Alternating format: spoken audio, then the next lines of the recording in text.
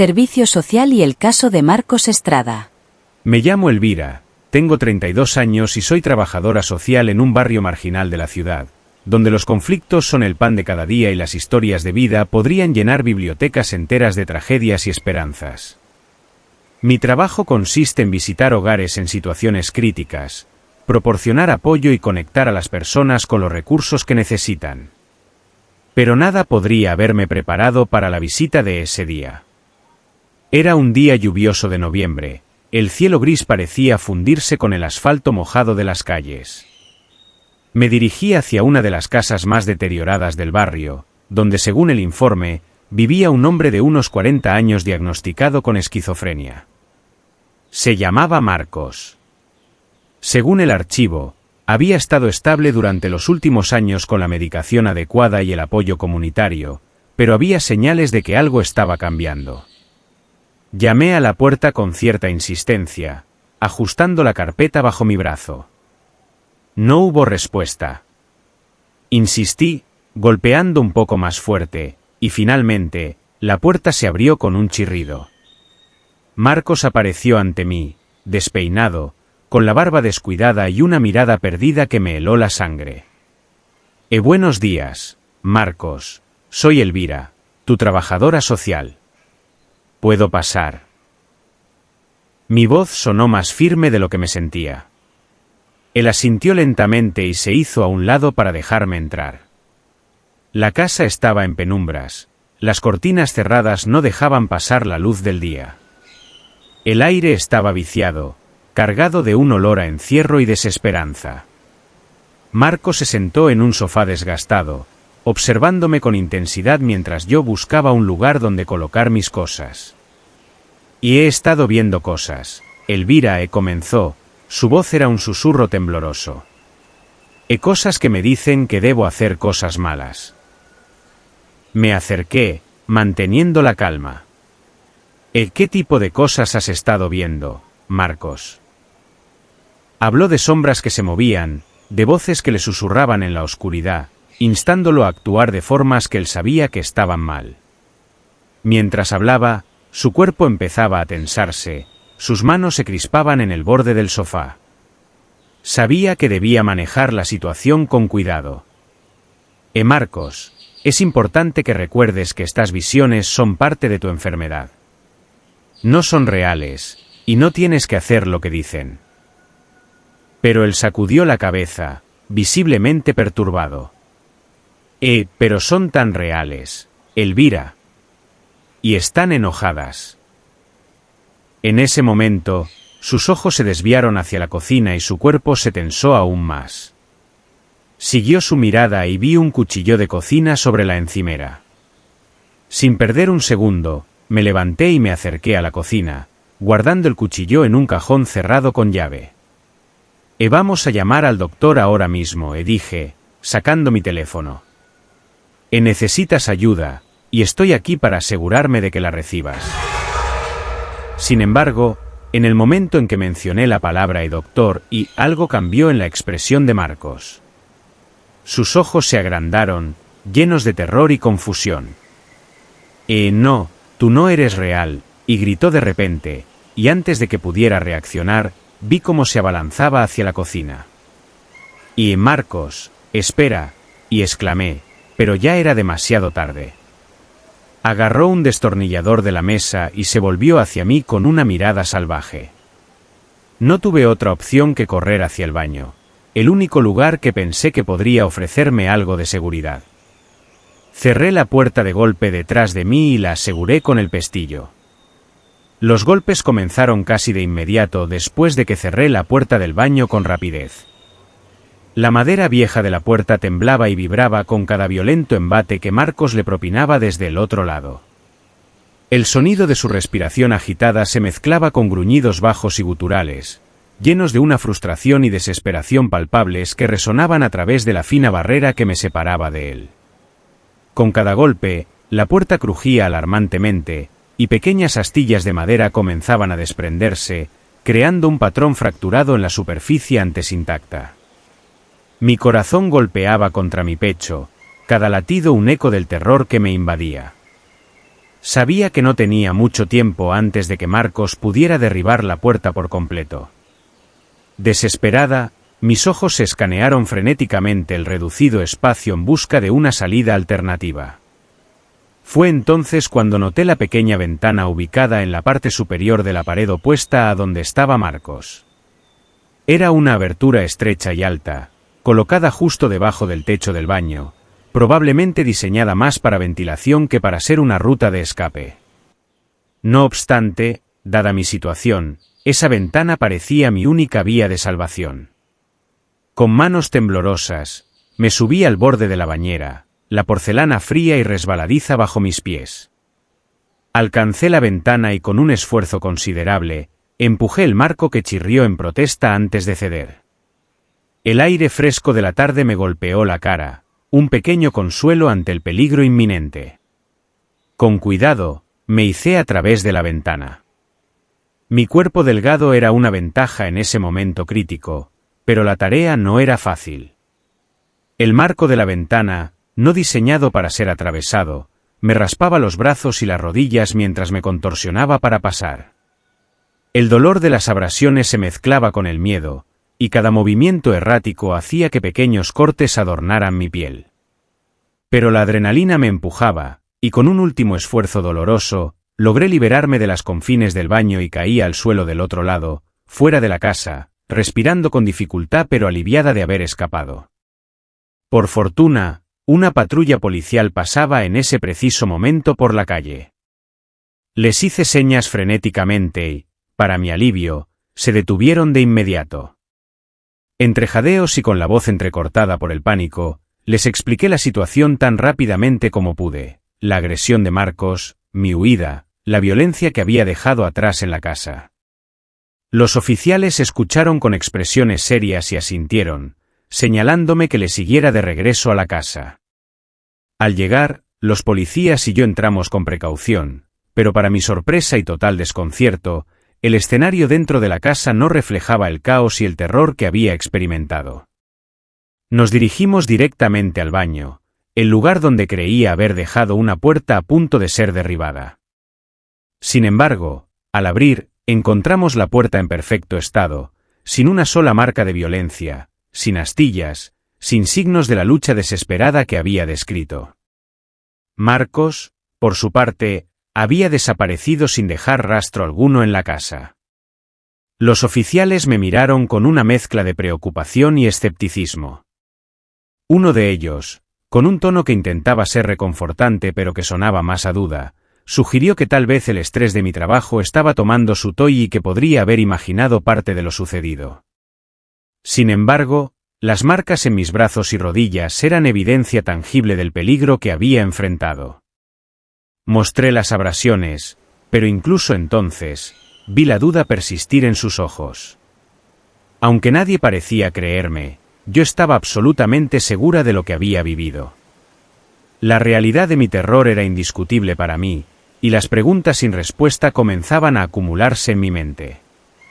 Algo muy extraño y aterrador había ocurrido en esa casa, y aunque en ese momento no tenía pruebas concretas para convencer a los demás, estaba firmemente decidida a investigar más a fondo y encontrar respuestas. Algunos sugirieron que debería hablar con un psiquiatra, pero yo sé que no estoy loca. Lo que experimenté fue real, aunque no pueda explicarlo completamente. No dejaré que la incredulidad de los demás me detenga en mi búsqueda de la verdad. La incertidumbre y el misterio solo alimentarán mi determinación, y estoy dispuesta a enfrentar cualquier obstáculo para descubrir lo que realmente sucedió en esa casa. Visita de asistenta social a la casa de Carlos. Hace 3 años me pasó un evento bastante fuerte en mi trabajo como asistenta social. Recuerdo aquel día con una claridad escalofriante.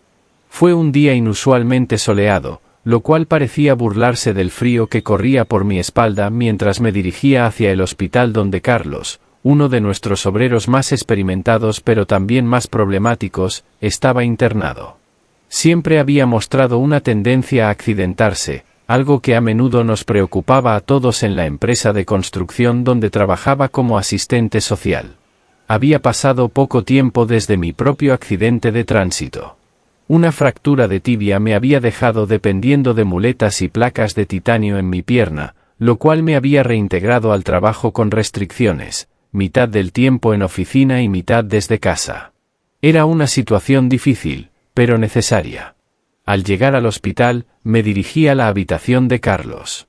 Él estaba sentado en la cama, mirando por la ventana con una expresión pensativa.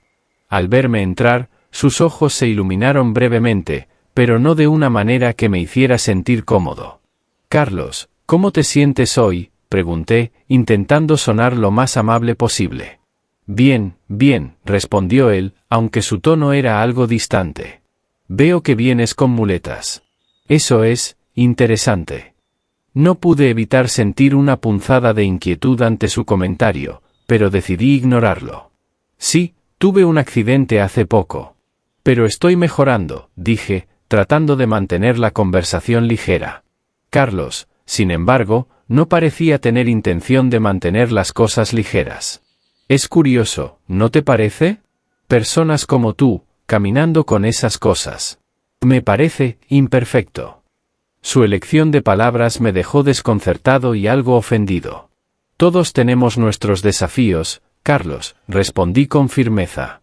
«Lo importante es cómo los enfrentamos, no cómo lucimos mientras los enfrentamos». Pero Carlos no parecía convencido. «No, no, eso está mal. En este mundo deberían haber solo seres perfectos. No cojos, no imperfectos», dijo, y su voz se endureció con cada palabra. Sentí un escalofrío recorrerme. «Carlos, creo que eso es suficiente», dije, levantándome. «No puedo permitir que me hables de esa manera». Fue entonces cuando sacó un arma blanca de debajo de la almohada. «No puedes irte. Debes ser corregida». Por instinto, levanté mi muleta, y en un movimiento defensivo, le di un fuerte golpe en la pierna, que lo dejó incapaz de moverse. Creo que la fuerza que pude ejercer gracias a las placas de titanio en mi propia pierna fue crucial en ese momento. Con un giro brusco de mi cuerpo, utilicé toda la fuerza que pude reunir, canalizada paradójicamente en mi pierna lesionada. Le golpeé la pierna con todas mis fuerzas sorprendente, encontrando su objetivo en la pierna de Carlos. El impacto fue sólido, el sonido del golpe seco contra su carne y hueso retumbó en la habitación pequeña. Carlos gritó de dolor y cayó al suelo, incapaz de mantenerse en pie. Su arma cayó al suelo, deslizándose lejos de su alcance. A pesar de mi propia vulnerabilidad y el dolor que latía en mi pierna, sentí una oleada de adrenalina que me permitió mantener la calma y la claridad necesarias para actuar. Sabía que no podía quedarme allí, tenía que poner distancia entre Carlos y yo, tenía que buscar ayuda. Con rapidez, aunque cojeando visiblemente, salí de la habitación, mi corazón aún palpitando violentamente en mi pecho. Salí lo más rápido que pude pidiendo ayuda. Justo después de golpear a Carlos con la muleta, el sonido del golpe y sus gritos de dolor atrajeron rápidamente la atención de quienes se encontraban cerca. Dentro de segundos, médicos y enfermeras acudieron desde el pasillo, alertados por el ruido perturbador. Cuando entraron en la habitación, se encontraron con una escena caótica, Carlos en el suelo, claramente incapacitado por el dolor, y yo, apoyándome en mi otra muleta, visiblemente alterado pero ileso. Los médicos, junto con el personal de enfermería, actuaron con rapidez y eficacia. Mientras unos asistían a Carlos, asegurándose de que no se hiciera más daño a sí mismo o a los demás, otros se acercaron a mí para asegurarse de que estaba bien. Uno de los enfermeros, quien parecía tener experiencia en manejar situaciones de emergencia, tomó la iniciativa para asegurar el arma blanca, retirándola cuidadosamente fuera del alcance de todos. El equipo de salud mostró una profesionalidad impresionante. Mientras unos ayudaban a Carlos a calmarse y lo inmovilizaban para evitar más incidentes, otros me ayudaron a sentarme y comenzaron a evaluar mi estado, asegurándose de que no había sufrido ningún daño físico adicional durante el altercado. En poco tiempo, la seguridad del hospital llegó para tomar control de la situación. Carlos fue atendido médicamente en el momento y luego fue escoltado con medidas de seguridad adicionales, teniendo en cuenta su comportamiento violento y el peligro que representaba. La pronta respuesta del personal médico y de enfermería fue crucial para manejar la situación de manera segura y efectiva.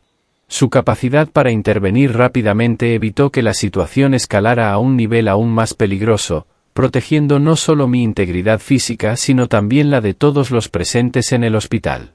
Este incidente no solo subrayó la vulnerabilidad que uno puede sentir en tales circunstancias, sino también la importancia de la rápida y competente respuesta de los profesionales de la salud en momentos de crisis. La policía llegó, sé que investigaciones posteriores revelaron que Carlos había estado en tratamiento por condiciones psiquiátricas que incluían episodios de violencia dirigidos específicamente hacia personas con discapacidades físicas. Esta revelación fue un recordatorio que detrás de algunas fachadas de normalidad pueden esconderse profundidades de oscuridad inimaginable. Este encuentro, marcado por la violencia y el miedo, quedó grabado en mi memoria como un testimonio de la oscuridad que puede ocultar el alma humana y de la fortaleza a veces necesaria para enfrentarla, una fortaleza que yo misma tuve que convocar de lo más profundo de mi ser en aquellos momentos de crisis. Asistenta social va a comer a una casa y corre peligro. Mi nombre es Sara Carmela y durante muchos años trabajé como asistente social en un hospital de la ciudad.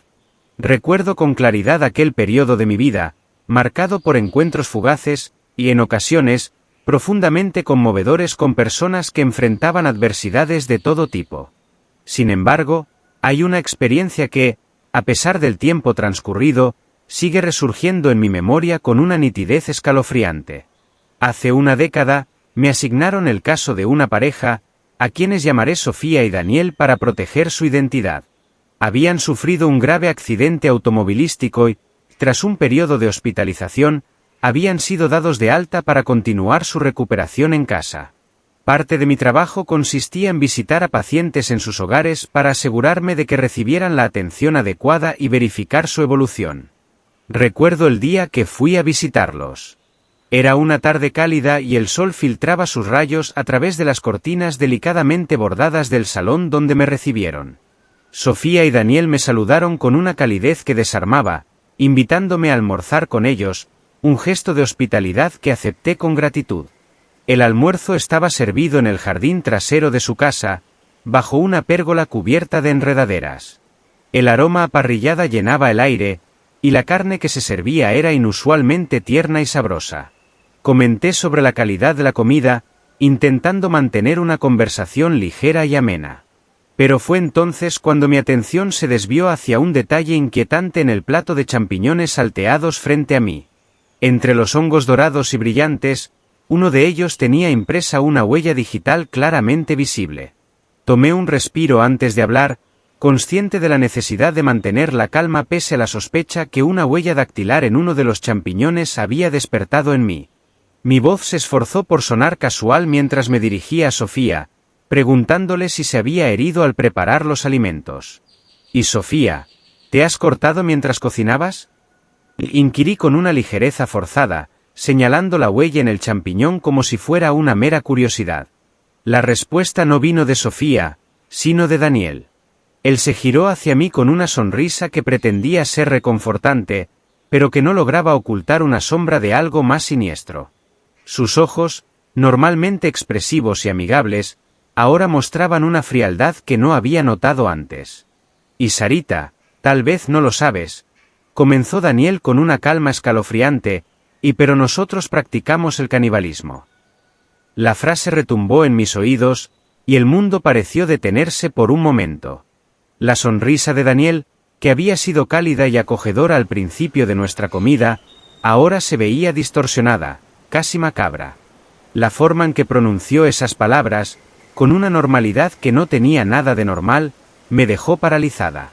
No era solo la revelación de una práctica tan abominable lo que me aterraba, sino la naturalidad con que Daniel lo admitió, como si estuviera comentando algo tan trivial como el clima. Todo lo que había percibido como hospitalidad hasta ese momento se transformó instantáneamente en una amenaza velada, y la comida deliciosa que había elogiado minutos antes se convirtió en el epicentro de mi horror. El miedo me envolvió como una densa niebla, paralizando cada fibra de mi ser. Sentí como mi voz se fracturaba, apenas capaz de formular una respuesta coherente, mientras que mi rostro se volvía pálido como el papel. El sudor frío comenzó a brotar en mi frente, perlas de angustia que reflejaban el terror que me inundaba. Los ojos de Sofía y Daniel se fijaron en mí, sus miradas agudas capturando cada matiz de mi pavor. Fue evidente que notaron mi estado, y lejos de aliviar mi ansiedad, pareció intensificar la atmósfera cargada. En un esfuerzo por calmar la situación, Sofía intervino con una voz suave, tratando de disipar el ambiente tenso. Y tranquila, Sarita, no tienes nada que temer, aseguró con un tono que buscaba ser reconfortante. Y hoy eres nuestra invitada de honor, continuó, intentando sonreír, pero su gesto no logró alcanzar sus ojos, que destilaban una frialdad desconcertante.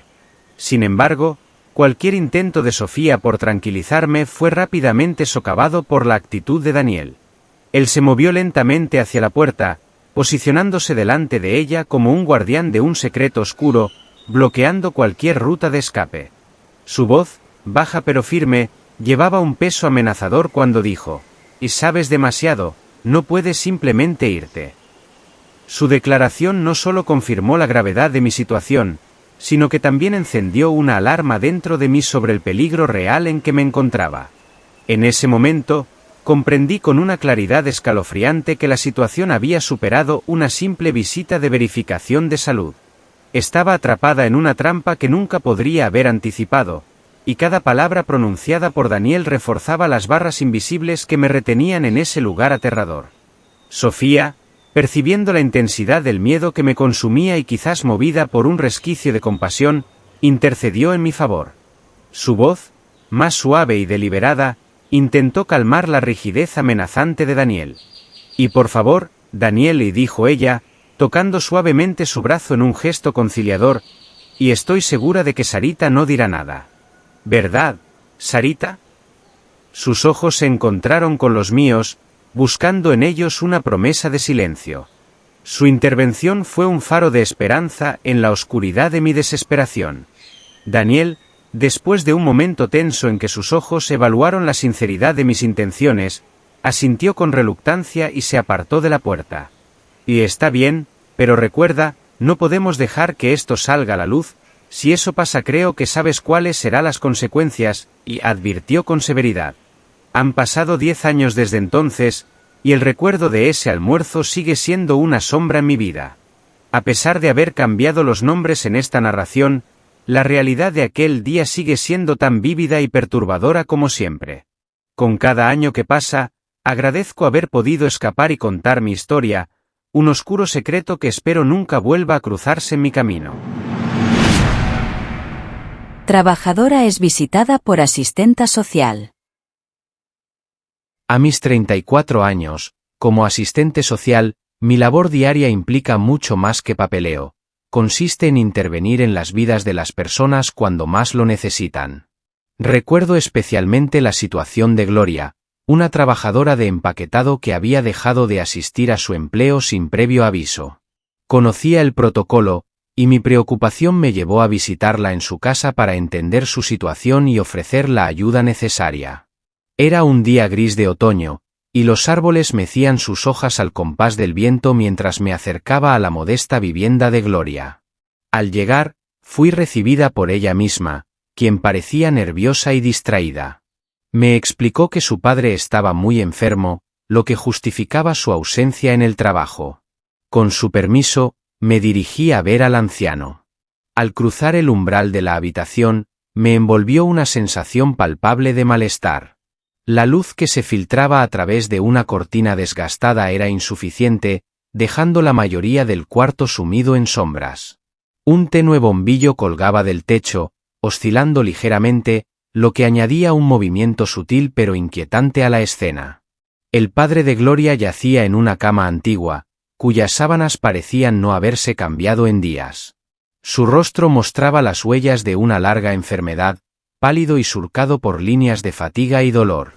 Sin embargo, lo que más llamaba la atención eran sus ojos. Eran claros, casi sin vida, pero de vez en cuando se movían de forma rápida y errática, rodando hacia atrás en sus órbitas como si estuvieran siendo manipulados por fuerzas desconocidas. En esos momentos, su cuerpo también reaccionaba. Comenzaba con pequeños espasmos que pronto se intensificaban hasta parecer convulsiones. Sus brazos y piernas se retorcían de formas antinaturales, y sonidos ahogados emergían de su garganta, como si estuviera luchando por respirar o hablar. Era una vista perturbadora, una clara manifestación de que algo más allá de una simple enfermedad estaba ocurriendo. El aire en la habitación estaba cargado, pesado con una energía que hacía difícil incluso respirar. Cada movimiento del anciano parecía acompañado de una presión invisible que llenaba el espacio, intensificando la sensación de que algo no estaba bien. Este cambio abrupto en la atmósfera era desconcertante y provocaba un instinto primordial de alerta y miedo. Observaba con creciente inquietud los inquietantes movimientos del anciano cuando escuché el sonido seco y definitivo de la puerta cerrándose. Giré la cabeza hacia atrás justo a tiempo para ver a Gloria girar la llave en la cerradura, asegurándola. Un escalofrío me recorrió la espina dorsal, una señal inequívoca de que la situación estaba lejos de ser normal. Gloria se quedó de pie junto a la puerta, su rostro inexpresivo, casi vacío, lo que añadía una capa extra de misterio y tensión al ambiente ya cargado. En ese momento, el anciano comenzó a murmurar. No eran las palabras típicas de alguien delirante por la fiebre o la enfermedad. Su voz era baja y gutural, casi como si hablara desde otro plano de existencia. Sus palabras eran incomprensibles, un susurro de sonidos distorsionados que no parecían pertenecer a ningún idioma conocido. La naturaleza inhumana de esos sonidos hacía que cada palabra resonara con un eco oscuro, aumentando el temor de que algo anormal estaba ocurriendo. Mientras el anciano continuaba con sus murmullos, su cuerpo se agitaba de manera más violenta, como si estuviera luchando contra una fuerza interna que quería emerger. La forma en que su voz cambiaba, lo distante y lo demoníaco de su tono, dejaba poco lugar a dudas. Algo más que una mera enfermedad lo aquejaba. Era como si una entidad maligna lo hubiera tomado como anfitrión y ahora buscara expandir su malignidad. La atmósfera se volvió más pesada y opresiva con cada palabra susurrada por el anciano, y el aire parecía vibrar con una energía oscura. A medida que me daba cuenta de que estaba presenciando un evento sobrenatural, el pánico empezó a apoderarse de mí. Era evidente que algo diabólico estaba en juego, y el hecho de que Gloria hubiera cerrado la puerta sugería que podría estar intentando ayudar a esta entidad a encontrar un nuevo huésped, posiblemente yo. En ese momento, supe que debía encontrar una manera de escapar antes de que fuera demasiado tarde. La urgencia de la situación cortó cualquier titubeo. Con el corazón palpitando frenéticamente y el temor apoderándose de cada fibra de mi ser, me lancé hacia la única salida visible en aquel cuarto oscuro, la ventana. Aunque cerrada, mi determinación no encontró obstáculos. Empujé el cristal con todas mis fuerzas, ignorando el riesgo de heridas. Con un ruido estrepitoso, la ventana se abrió de golpe, dejando escapar un corriente de aire fresco que contrastaba con la pesadez del ambiente interno. Sin perder un segundo, y guiada por un instinto de supervivencia, me arrojé hacia el exterior. Mis manos encontraron el árbol cercano, que por fortuna estaba lo suficientemente próximo como para alcanzarlo. Las ramas crujieron bajo mi peso, pero me ofrecieron el apoyo necesario para descender de forma precipitada pero controlada. Cada movimiento era impulsado por el miedo y la adrenalina, cada rama que agarraba me acercaba más a la seguridad, lejos de la casa que ahora parecía más un nido de horrores que un hogar. Una vez en tierra firme, corrí sin mirar atrás, sintiendo aún la pesada atmósfera de la casa acechando en mis talones. No paré hasta poner una distancia considerable entre yo y ese lugar maldito. Finalmente, con el pulso aún desbocado y el aliento entrecortado, logré alertar a las autoridades sobre lo ocurrido. Esa tarde transformó mi percepción del trabajo que realizo. Siempre supe que mi rol como asistente social podría llevarme a enfrentar situaciones difíciles y complicadas, pero nunca imaginé que me vería envuelta en eventos que desafían la lógica y la razón humana. Esta experiencia fue un recordatorio crudo de la imprevisibilidad inherente a mi profesión, donde no solo se trata de brindar ayuda, sino que, en ocasiones, también de sobrevivir a ella. Aquel día dejó una marca indeleble en mi memoria, un testimonio de la oscuridad que puede esconderse en los rincones más inesperados de la vida humana. Si te gustaron estos relatos, dale like, suscríbete y comparte. Mira a continuación estos relatos que también están muy interesantes.